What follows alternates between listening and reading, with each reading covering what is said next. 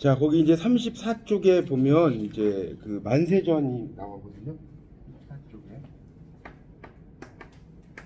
만세전을 한번 보겠습니다. 이 만세전은 말 그대로 만세 이전이라는 뜻이에요. 만세, 독립만세 이전이라는 뜻이죠. 만세니까 1919년을 말했죠. 1919년에 이 독립만세 이전. 글자 보이나요? 1919년에 이 독립만세 이전을 가리키고요. 그래서 이제 원래는 이 제목이 묘지였어요. 묘지. 원래 제목은 묘지라는 작품으로 이제 이게 신생활에 이제 발표를 했는데 연재가 중단됩니다. 연재가 중단돼요. 왜 연재가 중단이 되냐면 일본 애들이 이제 뭘 하냐면 검열을 해요. 그거 아시죠? 우리 작품들이 이게 괜찮은지 안 괜찮은지를 보고 검열을 하다 보니까 이거는 아니다라고 생각을 한 거예요. 제목이. 그래서 이걸 이제 만세전으로 바뀌는데 검열을 한 3회 정도 검열을 했어요. 일본에서 3회 정도 검열을 합니다. 그래서 이제 전문이 삭제가 됩니다. 그리고 이제 여기서 신생활을 이야기하는데 이제 새로운 생활 이런 것들이 뭐 사회주의와 연관됐다 이런 식으로 막 폐간이 돼요. 그냥 그 이야기를 막 만드는 거예요. 자기들이 일본에서.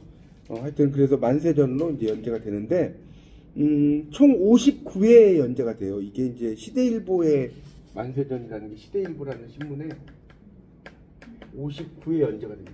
그래서 이제 옛날에는 이게 그 뭡니까 요즘에도 그렇지만 장길산 이런 거 신문에 연재돼가지고 소설로 되고 막 그렇잖아요. 똑같아요. 연재가 됐다는 것이고 그래서 이제 그 정도만 좀 이야기를 하시면 좀 좋을 것 같고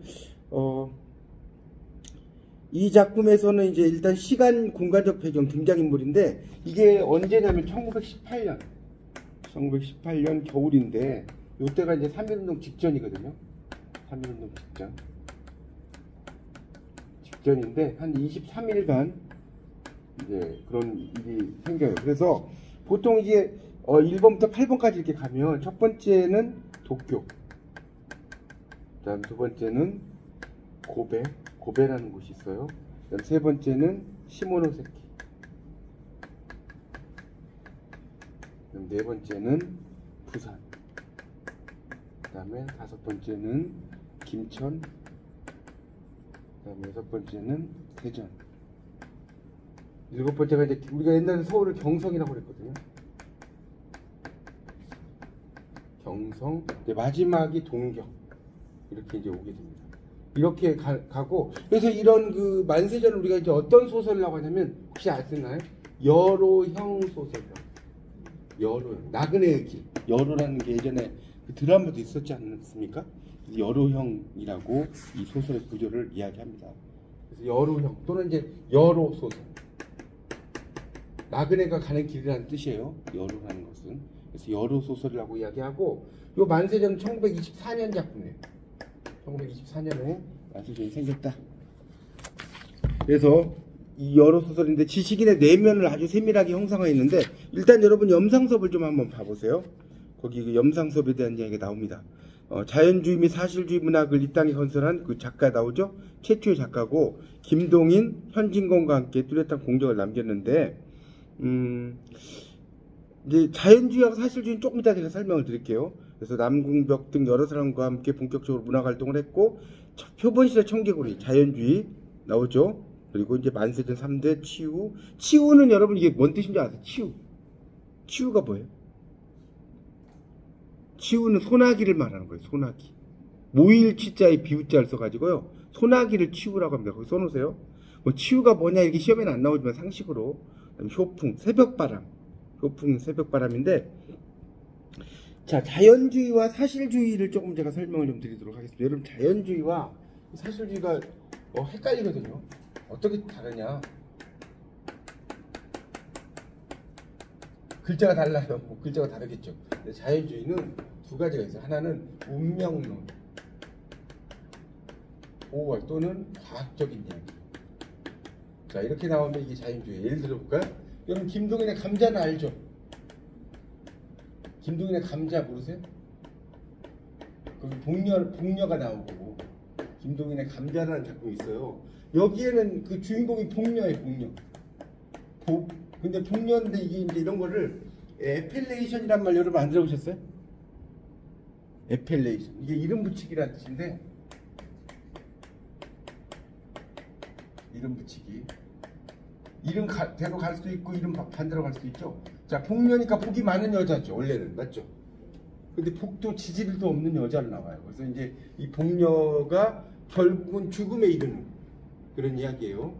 여러분 이제 1학년 되셔서 이제 특히 소설 공부하시려면 그 뭐랄까요, 이런 작품들 좀 많이 읽으셔야 돼요. 좀 틈틈이 읽으셔야지 좀 도움이 됩니다. 하여튼 이 복녀가 운명론이에요. 그래서 운명론 그렇게 이해하시면 됩니다. 그 다음에 이제 과학적이라는 것의 대표적인 게 여기 나오는 염상섭의 표본실의 청개구리예요.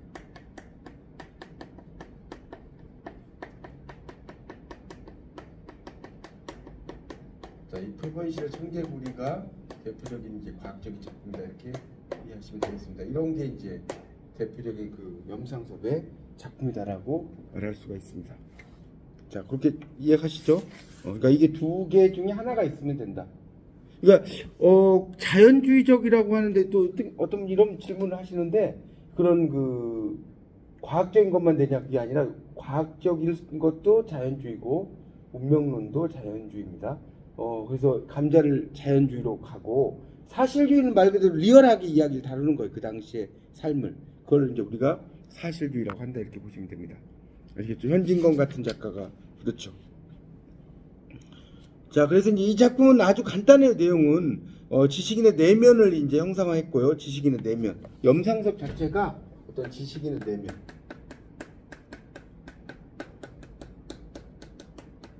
세밀하게 형상화합니다. 이렇게 이제 볼 수가 있겠고요. 어떤 조선의 현실을 상당히, 조선의 현실, 조선의 그런 그 현실들을 잘 이야기하는데, 이 조선의 현실을 어떻게 이야기를 할까요? 조선의 현실을 사실적이고 객관적으로 번역합니다. 객관적으로 반영을 해요. 이게 이제 만세전의 작품이고, 자, 1918년 그 뭡니까, 겨울에 이야기가 진행이 되죠. 여기 붙이겠습니다. 요 만세전은 1918년이죠. 이 겨울에 원래 이제 이인화라는 주인공이 나오죠. 이인화는 동경 유학생이었어요. 자, 동경 유학생이었는데 이 그 구여성 그 이인화가 그 구여성 아내죠. 아내가 위독하다는 전보를 받고 귀국했다가 다시 돌아가는 이야기예요. 이해하시죠? 그러니까 일본에서 한국으로 왔다가 다시 일본으로 가는 이런 구조로 되어 있습니다. 이런 그 구조로 되어 있다는 거 알아두시면 되겠습니다. 일단 작품을 좀 보고 나서 제가 이제 문제와 관련된 이야기 이런 식으로 진행을 하겠습니다. 자, 그래서 이제 여러분 이 작품은 그 34쪽부터 이제 나와 있어요. 제가 전에도 말씀드렸지만 이 작품까지 제가 뭐 일일이 다 읽진 못해요. 작품은 여러분 좀 읽어 보셔야 됩니다. 읽어 보셔야 되는데, 이 작품은 그냥 그런 이야기를 써놨는데 상당히 리얼하고 사실주의적으로 이야기를 했다. 여러분 이거 좀 그렇게 이해를 좀 하시면 됩니다. 이게 보면 참 웃기는 게, 아내가 위독하다는 말을 들었는데도 그냥 세워라 내워라 이렇게 다녀요. 보통은 안 그렇잖아요. 막 빨리 뭐 KTX 타고 가든가 뭐 이렇게 하든가 그러는데, 참 이게 좀 일반적인 관점에서 보면 이해가 안 가는 그런 내용으로 되어 있습니다. 그래서 이제 거기 그 보세요. 처음에 좀 읽어볼까요? 그날 밤은 이 34쪽 역 앞에 조그만 여관에서 노독을 풀고 이튿날 아침차로 떠나서 저녁에는 연락선을 타게 되었습니다. 하관에 도착을 하니까 방죽이 터져 나올 듯 일시에 꾸역꾸역 쏟아져 나오는 시꺼먼 사람대에 섞여서 연락선 대합실 앞까지 왔어요.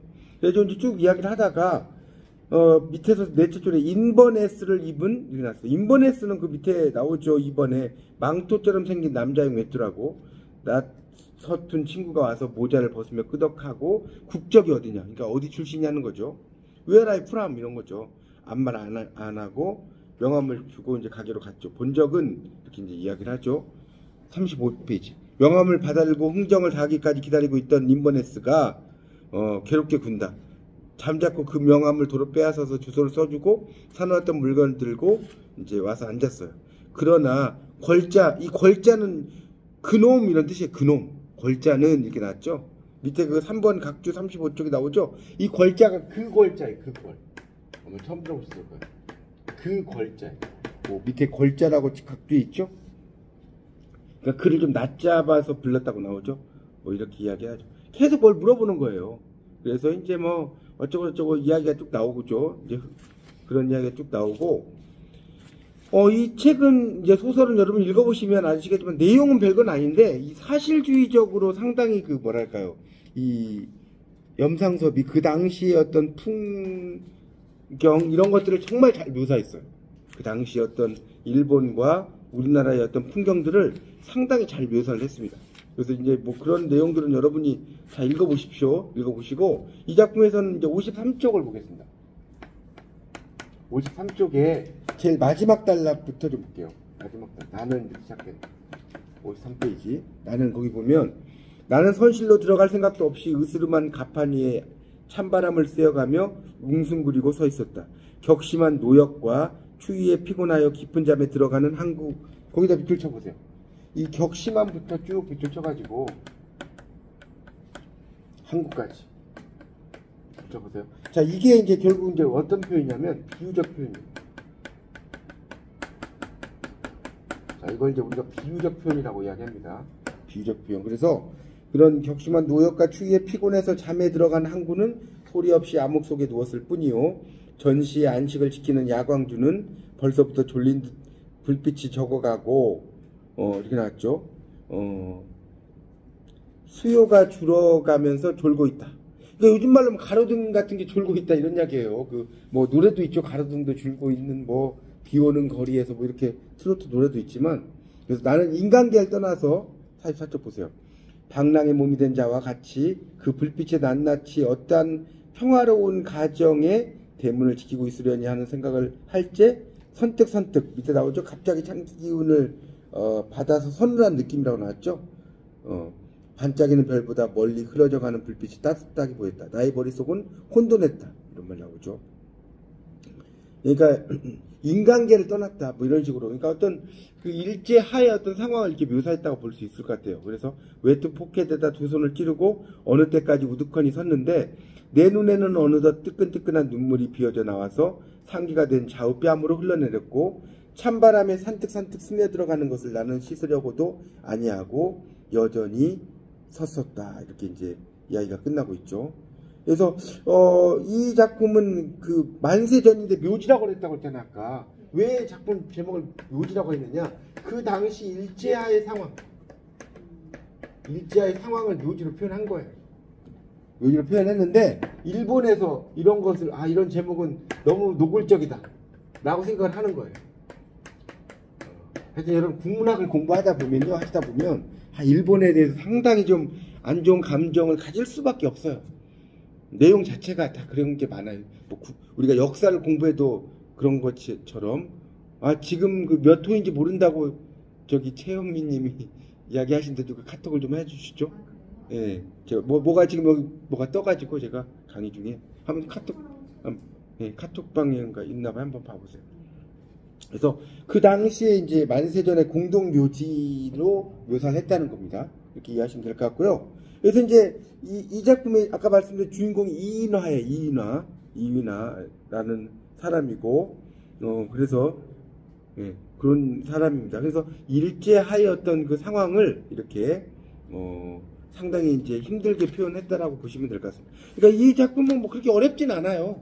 그냥 여러분이 그냥 요 소설을 쭉 한번 읽어보십시오. 그러니까 제가 계속 말씀드렸지만 제가 이제 강의를 해드리는데 작품을 여러분에게 뭐 읽어라 이런 이야기까지를 뭐 할 수는 없고요. 그 작품은 여러분이 읽어보셔야 돼요. 아시겠죠? 뭔 말인지? 그럼 여기 이제 문제가 한 5문제 나오는데 그걸 좀 풀고 뒤에 해설을 들어가도록 하겠습니다. 아시겠죠? 오늘은 한 3개 정도는 좀 하려고 하는데 모르겠어요. 자, 안 적었으면 이렇게 적어서 첫 번째. 자, 내가 동경에서 귀국하려는 이유. 이인화가 문제. 이 시험 문제는 어떻게 나오냐면요. 이런 게 나와요. 자, 주인공 이인화가 뭡니까? 염상섭이 만세전에서 동경에서 귀국하려는 이유는 무엇인가? 어차피 객관식이죠. 1, 2, 3, 4 나오겠죠. 기말 시험에. 주관식이 없어요. 이 방송대 시험은. 객관식입니다. 그리고 방송대는 제가 전에 말씀드렸지만 강의를 들으시면 20점을 줘요. 옛날에는 강의 들어도 0점이었어요. 20점 무조건 줘요. 근데 이제 이게 보통 15강으로 되어 있는데 여러분이 한 12강까지 들으시면 20점을 줘요. 아시겠죠? 그러니까 어떤 분은 켜놓고 막 설거지하고 뭐 이런 분도 있어. 그냥 그걸 모르니까. 근데 이제 문제는 중간에 20분 정도 되면 이렇게 클릭을 하던가 뭐 헷갈리네. 다른 사이버대하고 헷갈려. 하여튼 이제 그렇게 할 거예요. 20분 여기 되면 그 켜놓고 잘 수도 있으니까 20분 정도 되면 이렇게 이제 화면을 안녕하세요. 클릭을 하라고 그렇게 이야기를 하더라고요. 그리고 이제 중간고사나 리포트 이게 30점이에요. 근데 웬만큼은 30점 맞아요. 그리고 기말고사가 50문제죠? 50문제 몇 점이겠어요? 아니요, 50문제래. 25문제 하나에 2점씩이니까 50점. 그래서 모두 객관식이에요. 그래서 100점이 되는 거예요. 근데 이제 요즘은 너무나 좋아진 게 뭐냐면 출석하면 20점 그냥 주죠. 그 다음에 중간 기말은 웬만하면 3점 맞아요. 뭐 못 맞아도 28점. 그럼 48점이죠. 그럼 기말에 50점에서 여러분이 12점만 맞아도 통과해요. 맞죠? 그러니까 뭐 여러분이 과락을 걱정할 필요가 없어요. 옛날에는 20점이 없었어요. 그러니까 58점으로 과락하는 경우가 너무 많았는데 요즘은 정말 이게 너무 쉬워진 거 보세요. 논문도 없어졌지. 요즘 논문도 없잖아요. 그 다음에 학점도 130학점이지. 그런데도 여러분 비교가 안 되기 때문에 어렵다고 생각하시는 거예요. 근데 예전에 비하면 완전히 천국이에요. 그리고 출석 수업도 여러분은 요즘은 그 리포트로 제출하잖아요. 그렇죠? 옛날에는 여기 와가지고 이렇게 썼어요. 직접 써가지고 제출하고 그걸 시험 봤는데 요즘은 정말 편해진 거예요. 공부하기. 그리고 이제 막 3일 다녔어요. 3일 그 출석 수업도. 근데 요즘 하루밖에 안 되죠. 그래서 한 과목당 8시간씩이었어요. 한 과목당. 근데 요즘 3시간이고. 그러니까 코로나가 완전히 좋다고 해야 되는지 나쁘다고 해야 되는지 참 좀 이해가시죠? 상당히 좀 이기적으로 만들어 버렸어요. 이 풍조를. 자, 하여튼 그래서 자 여기 조금 이제 여러분 1학년이어서 제가 좀 부연 설명을 드렸고요. 자, 내가 동경에서 기국하는 이유가 뭐냐? 자, 이거 뭘까요? 아내가 이독하다는 급전을 받았다는 판정으로 이해가죠? 이것 때문에 왔다. 이런 식으로 여러분 답을 찾으면 되는 거예요. 문제가 이제 이렇게 나올 거야 아마 분명히 그렇게 나오면 그렇게 여러분이 답을 찾으시고 자, 두 번째 나의 이름은 나의 이름 당연히 누구라고 했어요? 이인화라고 그랬죠? 이인화. 그러니까 이 1학년 1학기 과목은 여러분 되게 쉬워요. 그러니까 여기 나오는 문제들 정리한 것만 여러분 보셔도 상당히 좋은 점에서 맞으시고 그 다음에 또 하나는 뭐냐? 소설을 다 읽어야 됩니다. 물론 소설 하나하나까지 모르더라도 어떤 흐름으로 가는지를 알아야 할까 머릿속에 있어야지 문제 풀 거 아닙니까? 그래서 그렇게 그렇죠. 네, 아니 여기 있는 것만 읽으시면 돼요. 다 읽으면 뭐 끝도 없으니까 무정 같은 경우도 여기 있는 거. 그러니까 읽으라고는 하는데 그것까지 읽으려면 그러니까 그거 안 읽으셔도 돼요. 그냥 여기만 보셔도 돼요. 아니 거기 안 읽을지 걱정하지 마세요. 자, 세 번째. 자, 그래서 연락선을 탄 30한 5쪽 그 위에다 좀 써주세요. 문제 지금 정리하고 있으니까 내가 노동자들을 피해서 뛰어간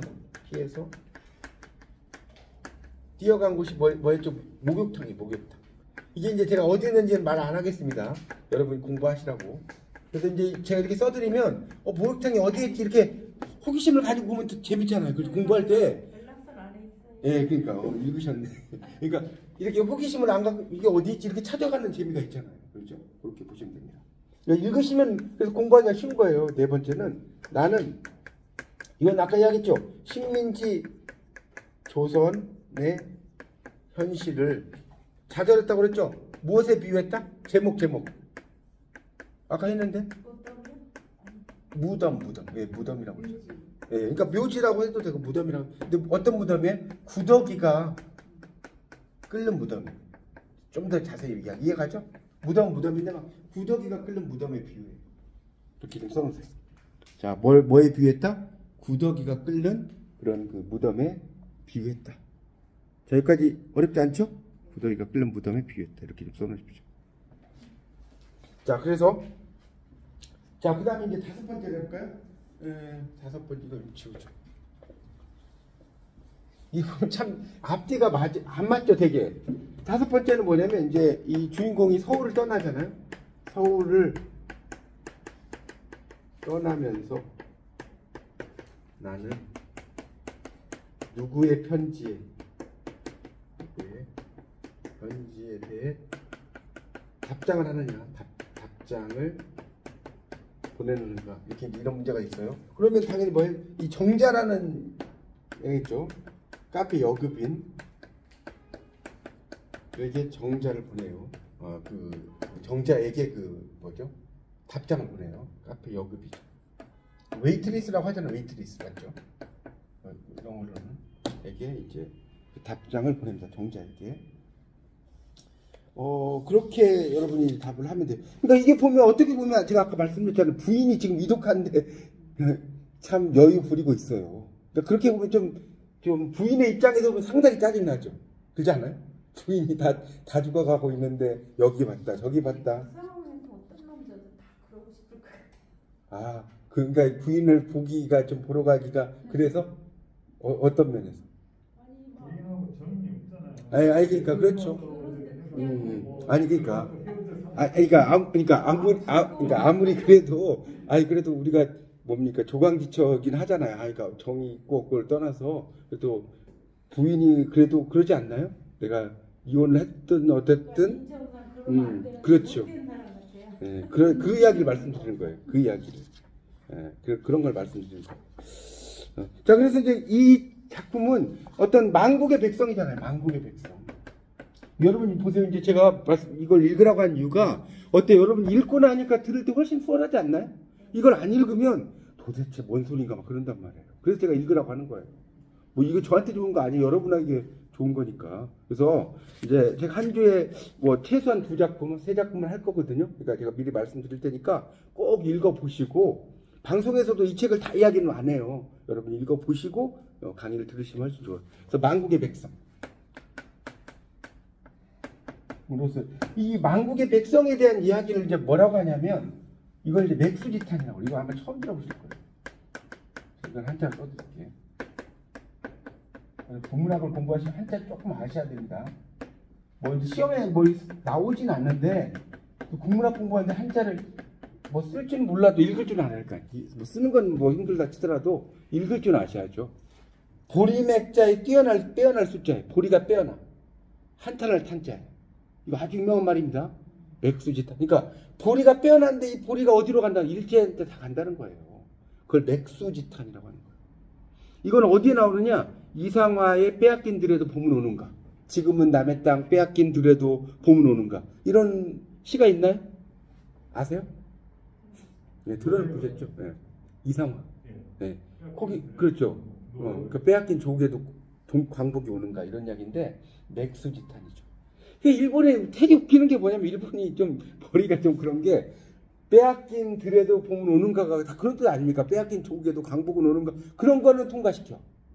그건 통과시켰으니까 시가 나왔겠죠. 근데 묘지 이렇게 쓰면 안 돼. 무슨 말 이해 가세요? 지들 멋대로 잣대를 가지고 막 지어요. 하여튼 여러분 이제 4년 동안 국문학 공부해보세요. 일본에 대해서 참 뭐 상당히 나쁜 감정을 가지게 돼요. 그 검열의 문제도 그렇고 여러 가지가. 하여튼 그거는 이제 제가 하여튼 나오면 또 그때 알려드리도록 하겠습니다. 이런 걸 좀 알아두시면 좋겠습니다. 그래서 이 망국의 백성으로서의 어떤 갈등, 고뇌, 그리고 또 지식인으로서의 자각.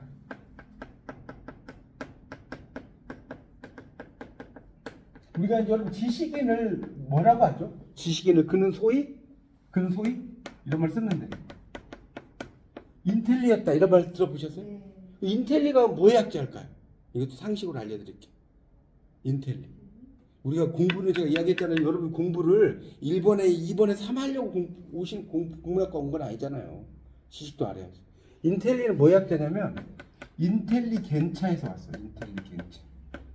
이걸 잘 모르지. 러시아어예요. 러시아어입니다. 인텔리가 뭐 약자냐고 물어보면 대부분 어떻게 이야기하냐면 인텔리전트는 들어보셨죠?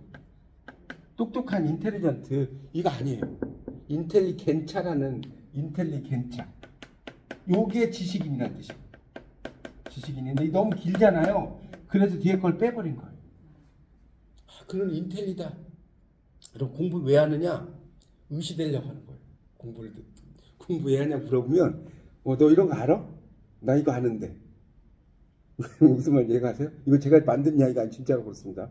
공부가 그래서 하는 거예요. 그래서 이제 막 내가 좀 알면 좀 이게 으쓱으쓱 하잖아요. 그래서 하여튼 자 이렇게 인텔리겐트 됐죠? 자 그럼 이제 작품 해설로 들어가겠습니다. 이거는 반세전은 별로 할 게 없어요. 그래서 빨리 끝내고 또 다른 작품도 해야 되니까 오늘 한 3작품은 해야 돼요. 오늘은 이게 2책만 하는 게 아니니까. 자 55쪽 보세요. 이제 작품 해설 개인의 발견 관찰과 고백의 서사라고 나옵니다. 이 작품은 이제 1인칭 주인공 시점인데 이것도 좀 설명 좀 해야 되는데 자 보세요. 여러분 시점이 있어요. 1학년이어서 참 여러분이 하실 게 너무 많은데 뭐 좋을 수도 있고 나쁠 수도 있어요. 그렇죠? 정말 할 게 많으니까. 근데 재밌잖아요. 뭐 모르는 게 막 나오고. 자, 시점은 2가지가 있는데 자 써보세요. 1인칭 시점이 있고요. 3인칭 시점이 있어요. 2인칭 시점은 없습니다. 너는 이렇게 소설 봤어요? 없어요. 나 아니면 그예요. 아니면 그녀예요. 자, 1인칭과 3인칭인데 다시 이건 또 나눠집니다. 어떻게 나눠지느냐? 자, 1인칭과 3인칭인데 자, 이렇게 제가 쓸게요, 그냥. 자, 1인칭. 자, 1인칭이에요. 자, 무슨 시점이 있을까요? 주인공 시점이 있어요. 자, 그 다음에 1인칭 관찰자 시점이 있어요. 자, 그 다음 3인칭은 당연히 3인칭 관찰자 시점이 있어요.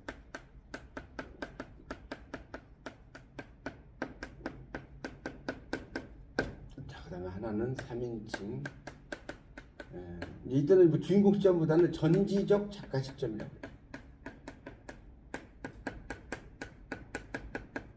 여러분 이 네 개를 혹시 구분할 줄 아세요? 이게 뭐냐라고 물어보면 대답할 수 있어요? 물론 이제 이건 있는데 이것을 설명해 줄 수 있겠어요? 아시는데 이 4가지를 난 이야기할 수 있다. 자 보세요. 주인공은 주인 자기가. 그렇죠. 내가 주인공이에요. 맞아요. 예, 주인공 시점에서 내가 아는 견해에서 얘기를 하는 거고요. 관찰자는 읽는 사람의 관찰을 하는 뭐 얘기를 하는 뭐 화자 입장에서 하는 것 같고요. 네. 관찰자는 전지적 작가 시점은 전지적이라는 것을 모든 것을 다 알고 있다는 그런 작가. 이야, 대표님 국문학과 대학원 정도 가셔야겠는데 많이 하십니다. 국문학 공부 좀 하셨어요? 소설? 근데 이렇게 잘하시지? 예, 잘했습니다. 1인칭 주인공 시점은 알퐁스 도데의 별이라는 작품이 있어요. 혹시 아세요? 네. 이거 아주 유명한 작품이죠. 이 별에 보면 이제 내가 양치기 목동인데 거기에 이제 여자 스테파네트 아가씨가 있어요. 스테파네트 아가씨가 있는데 이 스테파네트 아가씨가 이제 내가 있는 곳에 오잖아요. 근데 어느 날 왔다가 다시 가려고 하는데 물이 엄청나게 불어요. 물이 부르니까 집에 못 가잖아요. 다시 목동이 있는 곳에 와가지고 목동에 이제 어깨에 기대가지고 잠을 자요. 잠깐 이렇게 잠을 잘 수 있잖아요.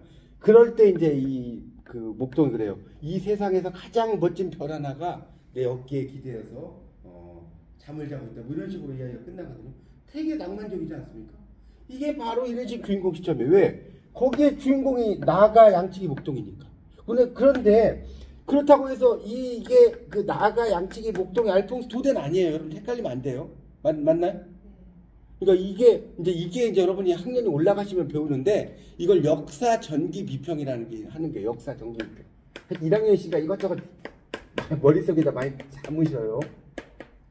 역사 전기 비평은 뭐냐면 이 주인공의 이야기를 주인공이 시에서의 화자, 뭐 소설에서 화자의 주인공의 이야기가 마치 그 작가라고 해석을 하는 거예요. 뭔 말 이해가요? 마치 그 주인공 자체가 작가인 양 생각하는 거. 이걸 역사 전기 비평이라고. 그런데 소설가나 시인은 모든 것을 다 그렇게 자기 이야기인 것처럼 쓰긴 쓰지만 그게 완전히 자기 이야기는 아니죠.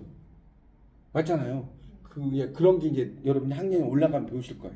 지금 제가 여러분 1학년에서 좀 더 깊은 이야기는 못 하겠어요. 예, 아시겠죠? 그러니까 그 정도만 딱 이야기할게요. 하여튼 1인칭 관찰자 시점이 바로 주요섭의 사랑 손님과 어머니. 이거 영화로도 많이 하지 않았어요? 몰라요? 오키 나오는 거. 이게 1인칭 관찰자 시점이에요. 오키가 5살, 6살 된 어린 여자아이잖아요. 여자아이가 자기 엄마와 이 사랑 손님과의 사랑 이야기를 관찰하는 거잖아요. 맞나요? 그 어린 아이의 눈으로 바라보는 거예요. 주인공은 아이잖아요, 얘가. 그거고, 3인칭 관찰자 시점은 3인칭인데, 이 사람이 이제 주인공을 바라보는 거죠, 말 그대로. 관찰자. 그가 또 다른 주인공. 마지막으로 3인칭 전지적 작가 시점은 이 주인공의 일거수일투족을 다 하는 거예요. 주로 어디에 나오느냐? 고대소설에서. 고대소설. 대표적인 게 뭐예요? 홍길동전. 홍길동전을 보면 길동이가 이제 뭐 점점 자라 8세 되면 똑똑해. 그런데 뭡니까? 그러니까 홍판서의 아들인 거 아시죠? 홍판서의 아들인데 이제 홍판서와 노비 사이에서 태어났잖아요. 홍길동이. 그래가지고 이제 막 나중에 길을 떠났는데 길동에 막 눈에서 눈물이 뚝뚝뚝 떨어졌다라든가 이런 식으로 주인공의 일거수일투족을 이걸 쓴 작가가 다 설명을 해줘요. 그런 걸 뭐라고 하냐? 전지적 작가 시점이라고 하는 겁니다. 여러분, 그러니까 지금 1학년이어서 제가 이제 이런 이야기를 해드리는 겁니다. 시점이 잘 나와요. 여러분이 아셔야 돼요. 공부를 할 때는.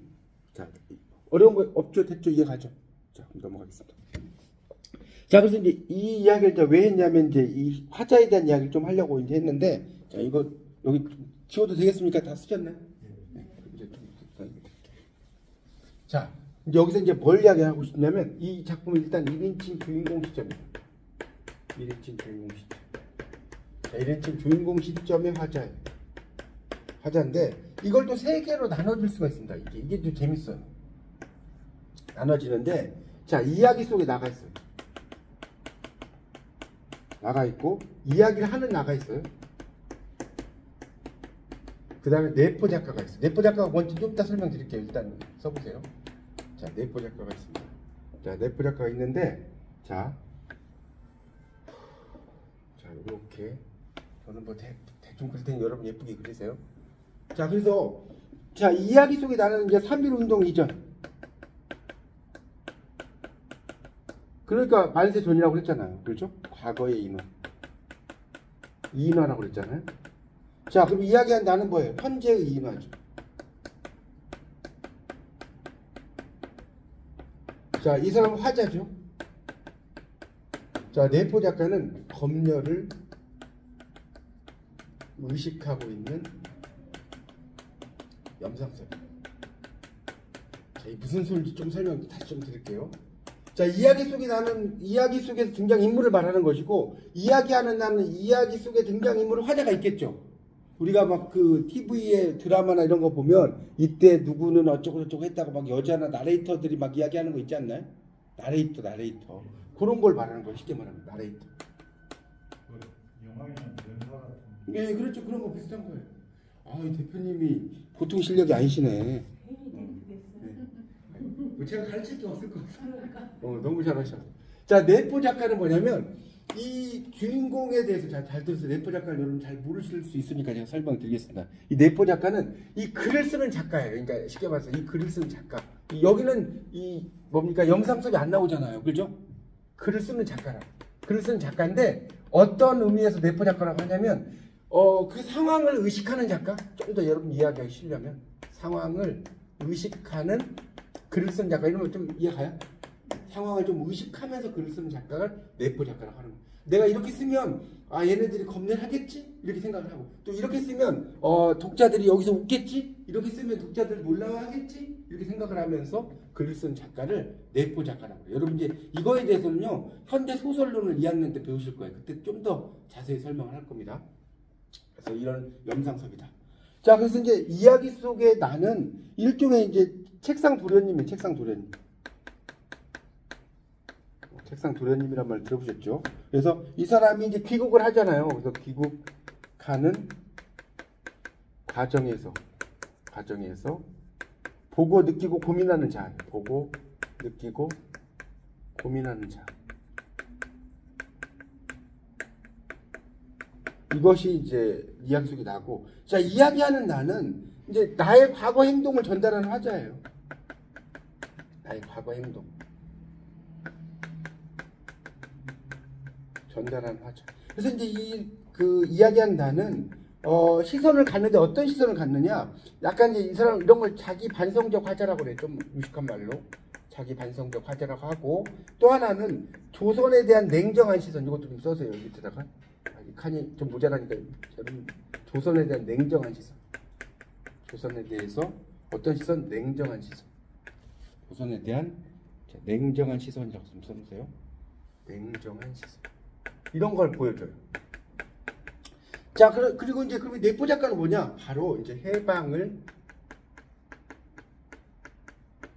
맞은 염상섭. 그러니까 이 사람이 이제 그런 내용은 이제 이 작품에 대해서는 이제 그렇게 썼지만 결국은 원래 만세전이 아까 이야기했죠. 1924년작이라고 그랬죠. 1924년에 이렇게 썼는데 이런 걸 통해서 이 과거와 현재와 이런 것들 전체를 읽어보면 그런 부분이 여긴 후략이기 때문에 다 나오지 않았잖아요. 보면 이 속에 등장을 하게 됩니다. 그래서 여러분 교재 55쪽을 보세요. 55쪽. 이제 그걸 염두에 두고 보시면 좀 이해가 쉬울 겁니다. 개인의 발견, 관찰과 고백의 서사. 자, 만세전 구더기가 들끓는 묘지. 이런 말 했죠? 그래서 이나가 기국길에 오르면서, 자, 그래서 무슨 소설? 여로 소설란 말씀드렸습니다. 그리고 염상섭은 어떤 작가다? 사실주의의 대가다. 사실주의의 대가라는 말씀도 설명을 드렸습니다.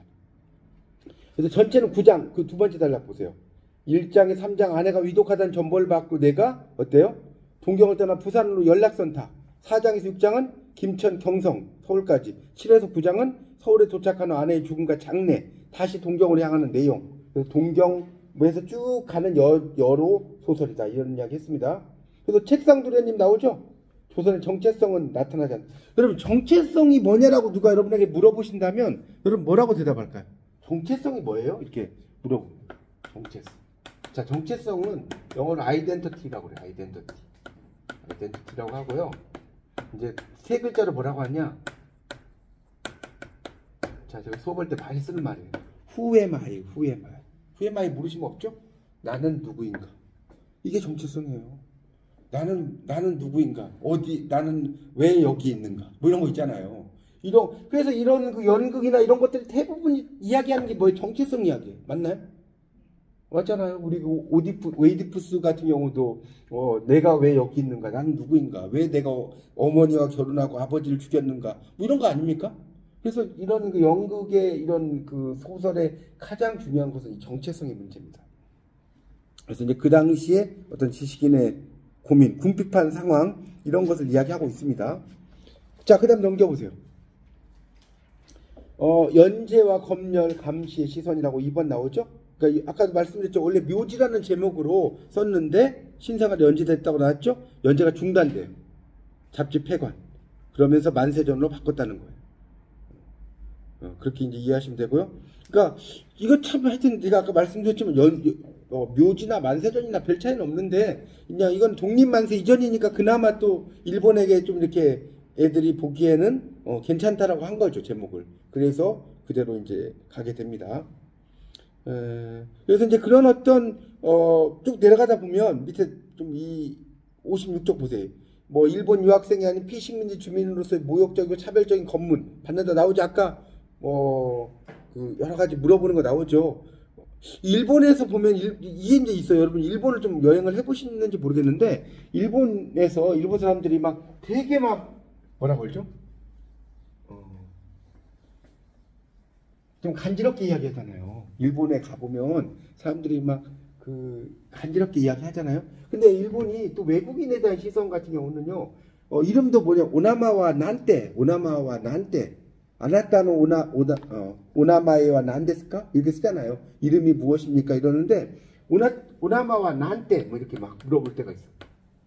이러면 이제 이름 뭐냐? 너 이름 뭐야? 뭐 이런 정도 해석이 돼요. 그래서 일본이 상당히 이중적이라는 걸 알 수가 있습니다. 그 겉으로 보면 되게 좀 자상하고 이런 것 같지만 실질적으로 들어가면 그렇지 않는 경우가 되게 많아요. 이해가십니까? 본심이 아닌 경우가 되게 많다고요. 그래서 이제 여기서도 이제 보면 차별적인 검문. 그래서 이 차별 속에서 민족 정체성 깨닫게 되는 이야기. 그 밑에 읽어보시고요. 자, 식민지 지식인의 고백과 한계라고 나왔죠? 그래서 지식인이 어떻게 내면의 고백을 이야기하고 있다는 이야기를 하고 있습니다. 거기 나오잖아요. 57쪽 좀 볼까요? 이 작품의 특별한 점은 주인공의 내면 고백. 작가는 고백이라는 장치를 통해 개인의 각성과 분열적인 내면을 그려내. 초반에 나는 아내가 위독하다는 소식을 듣고도 카페 여급인, 그러니까 여자 여급이란 말 있죠. 웨이트리스 여급인 정자를 만나고 고베에 들러 유학생 을라를 만나는 등 시간을 끌어요. 여행의 시작에서 나의 애매한 감정을 고백하는 내용은 구 여성인 아내에 대한 죄책감, 귀찮고 피곤한 기찻길에 오르기 싫은 마음을 드러내고 있습니다. 그리고 이제 여기서 하층 노동자들과 똑같이 취급받는 걸 불쾌하게 여겨요. 여기 나오죠. 하여튼 그래서 아까 나오죠. 우글대고 냄새나는 3등 객실을 벗어나 재빨리 목욕탕으로 들어가 버린다. 아까 이 문제 나왔잖아요. 욕탕 일본인들 틈새에서 일본인인 척하며 침묵을 지켜요. 여기서 들은 내용은 충격적이다. 조선인 노동자들 비하하고 경멸하는 일본인들의, 이 사람은 일본에서 공부를 하고 있으니까 일본어를 능통할 거 아니에요. 다 안단 말이에요. 나라 잃은 물분, 현실의 심각성을 느끼게 된다. 이렇게 나오고 있습니다. 그래서 쭉 그런 사실적으로 잘 묘사하고 있다는 겁니다. 자, 넘겨보세요. 마지막 버려진 구여성 아내가 나오죠. 그렇죠? 그래서 여기 보면 이인화를 조선으로 불러들인 아내는 남편의 사랑도 시가의 자상한 보살핌도 받지 못한 채 병들어 죽어가는 구여성이다. 겨우 13살의 부모의 뜻에 따라 조혼한 후 2년 만에 유학을 떠나서 8년간 말만 부부로 살았어요. 요즘 말로 쇼윈도우 부부란 말 들어보셨죠? 사랑도 정도 없는 부부생활. 까닭에 병인이 된 아내의 방에서 퀴퀴한 냄새에 비가 상하고 제 자식은 조그만 고깃덩어리로 보인다. 최소한의 연민도 표현하지 못하고 싫은 마음도 감추지 못한다. 어서 아내가 죽어 사건이 종료되기만을 기다리며 동경에서 만난 정자와 유학생 을라를 생각한다. 결국 아내의 죽음에도 눈물 한 방울 흘리지 않고 아이는 형에게 맡긴 채 자유로운 천지에 뛰어나온 기분을 느끼며 동경으로 돌아간다. 참 어떻게 이렇게 썼는지, 하여튼 인간적인 면에서 보면 아시겠죠? 이렇게 할 수가 없잖아요. 도의적인 측면에서는. 그렇죠? 그래서 이런 걸 시니컬, 우리가 냉정하다, 냉소적이라는 걸 시니컬하다고 그래요. 한번 써보시겠어요? 차갑게 웃는 냉소. 이걸 냉소라고 그래요. 냉소. 냉소적이다 이런 말 들어보셨을 거예요. 시니컬하다고 합니다. 그래서 이인화의 냉정하고 경멸적인 태도는 무력하고 부정적인 가정원의 형상화, 좋은 일찍 결혼하는 폐습 강조, 마지막에 강조된 식민 지식인으로서의 고뇌의 피력, 그럼에도 구여성 아내를 종속되고 열등한 존재로만 그릴 뿐 봉건제도 식민지 현실에 의해 희생되고 있음을 포착해서 그리지 못했다는 점, 구여성 아내와 유학생이나 카페 여급인 신여성에 대한 태도는 또 다른 문제적 지점이라고 할 수가 있다. 그러니까 글을 쓰긴 썼는데 상당히 모르겠어요. 그러니까 이게 이제 어떤 면에서 이렇게 했는지, 그러니까 그렇게 하는 것을 우리가 이제 여러분이 운수 좋은 날이라는 작품이 있어요. 현진건에. 그건 아시죠? 운수 좋은 날이라는 작품이 있는데 거기에 보면 주인공 김첨지가 이제 막 그날따라 인력거가 잘 사람들이 와요. 근데 아내가 막 죽어가죠. 그래서 나가지 말라고 그러죠. 나가지 말라고 그래요. 근데 이제 그날따라 운수가 너무나 좋은 거예요. 막 사람들이 막 왔다 갔다 많이 하니까. 그래가지고 이제 설렁탕을 먹는데 집에 안 가죠. 일부러 안 가요. 이 김첨지가. 그래서 나중에 집에 들어가 보니까 아내가 죽어 있죠. 그러니까 결국은 아내가 죽는 것을 알면서도 아는데 무서운 거예요. 어떻게 보면. 근데 작품에 그런 게 나오진 않았어요. 근데 읽어보면 그런 게 나오거든요. 저도 이거 처음에 운수 좋은 날 읽을 때는 이 사람 왜 그러나 이런 생각을 했는데 자세히 읽어보면 김첨지가 이제 아내의 죽음을 의식했죠. 그래서 안 들어가는 뭐 그런 얘기 나오는데 여기에서는 이제 조금 그거는 다른 것 같아요. 그러니까 아내를 상당히 이제 이렇게 뭐랄까요, 관찰자적인 관점, observer의 관점에서 바라보는 이런 것들이 냉소적이라는 거예요. 그러니까 이게 그 당시 어떤 일제치하의 어떤 상황에 대해서 염상섭이 그런 관점을 아마 이렇게 이 아내를 바라보는 이인화에게 적용을 시키지 않았나, 뭐 이런 생각도 저는 개인적으로 듭니다. 근데 어쨌든 이 만세전이라는 작품은 동경에서 쭉 가는 그런 하나의 여로형 구조로 되어 있고 상당히 냉정하고 경멸한 시선으로 작품이 진행되고 있다. 이렇게 보시면 될 것 같고요. 여러분 이 만세전은 뭡니까? 꼭 좀 읽어보십시오. 안 읽어보신 분들은 읽어보셔서 이게 어떻게 이야기가 진행되는지 쭉 보시면 돼요. 그러니까 이 내용은 별건 아닌데 여기서 주목해야 될 점은 염상섭의 글솜씨예요. 염상섭은 기자 출신의 기자. 이 사람은 원래 작가가 아니었어요. 기자가 뭔지 알죠? 그러니까 기자였기 때문에 이렇게 논리적으로 상당히 글을 잘 써요. 염상섭의 특징 중에. 그리고 염상섭의 또 하나의 특징은 뭔지 아세요? 그걸 아셔야 돼. 염상섭은 서울 출신이에요. 대부분의 작가들이 뭐 이렇게 뭡니까 지방 출신이 많지 않나요? 경상도, 전라도 뭐 이렇게 쓰는데 염상섭이라는 작가는 서울 출신으로 이제 글을 쓴 작가입니다. 그러면서도 되게 유명한 작가고 좀 염상섭의 글은 우리가 보통 뭐라고 하냐면요. 여러분 이야기도 하고 좀 시작했다. 김동인과 염상섭의 차이점이 뭔지 아세요? 김동인이라는 작가는 간결지, 글을 짧게 써. 간결지. 자, 염상섭이라는 작가는 만연지, 글을 길게 써. 자, 염상섭의 3대가 대표적인 만연체입니다. 그래서 여러분이 난 불면증이 있다 뭐 이런 분이 있어요? 불면증이 있다 이런 분은 염상섭의 3대 하나 갖다 놓고요. 잠이 막 너무 안 와. 그럼 3대 이렇게 넘겨. 막 읽다 보면 한 2장 읽다 보면 자요. 왜? 너무나 길어서. 이 글 자체가 너무 길으니까 너무 길면 읽기 힘들잖아요. 그래서 하나 딱 머리맡에 놓아두시면 불면증이 없어질 겁니다. 그 정도로 이제 간결체와 만연체로 구분을 하는 작품이라고 볼 수 있겠습니다.